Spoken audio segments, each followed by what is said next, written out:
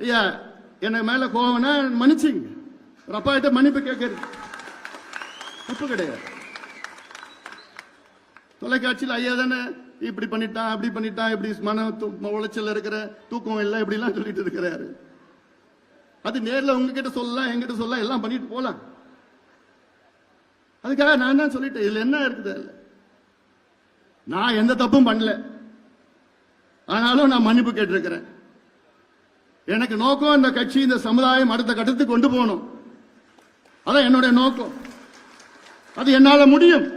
அந்த நம்பிக்கை எனக்கு இருக்கிறது, தன்னம்பிக்கை இருக்கிறது, தைரியம் இருக்கிறது, துணிச்சல் எனக்கு இருக்கிறது.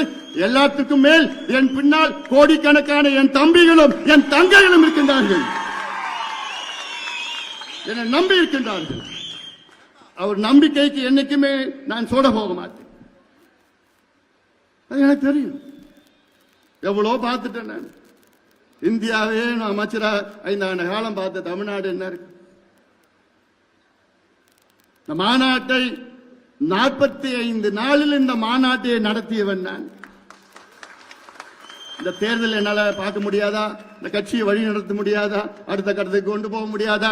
தமிழ்நாட்டுக்கு ஆட்சிக்கு வர முடியாதா? உறுதியா முடியும், உறுதியா முடியும். நம்பிக்கை, தைரியம், துணிச்சல், செயல் திட்டம், திட்டங்கள் எல்லாம் நம்மிடம் இருக்கிறது. தமிழ்நாட்டில் வேற எந்த கட்சிக்கா இருக்கு இதெல்லாம்? அதனால இதெல்லாம் நீங்க உங்க மனசுல இதெல்லாம் நான் நீதான் ஆரம்பிச்சு விட்டேன். ஏதோ வந்தனா நான் சரி பொதுக்குழு பேசலான்னு பண்ண ஆரம்பிச்சு விட்டேன்.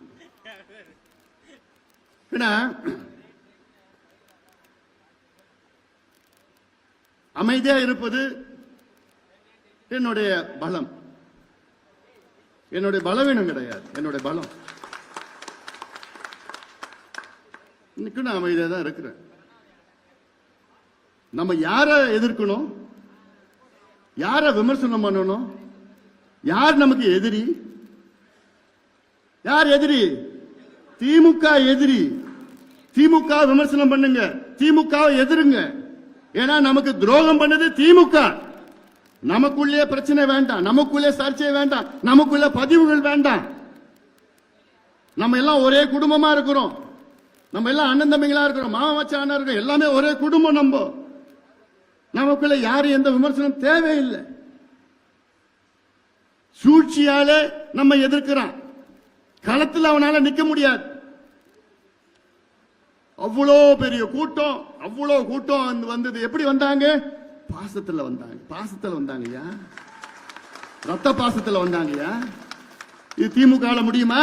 இல்ல வேற எந்த கட்சியால முடியுமா? தமிழ்நாட்டில் ஒரே மாதம் வாங்கடா என் தம்பிகளா, என் தங்கைகளா, என் அண்ணன்மார்கள், அக்காமார்கள், தாய்மார்கள், வாங்க வாங்கன்னு ஒரு அழைப்பு. அத்தனை லட்சக்கணக்கான என் சொந்தக்காரங்க வந்து நிக்கிறாங்க. இது வேற யாருக்கு இந்த கொடுப்பினை இருக்கு? எனக்கு இருக்கு, இந்த கொடுப்பினை இருக்கு, எனக்கு இருக்கு. நம்ம கட்சியிலும் சில சூழ்ச்சியாளர்கள் இருக்கின்றார்கள். அது யார் யாருன்னு கொஞ்சம் நாள்ல தெரிய போது நானும் சொல்றேன். பொறுமையா இருக்கு.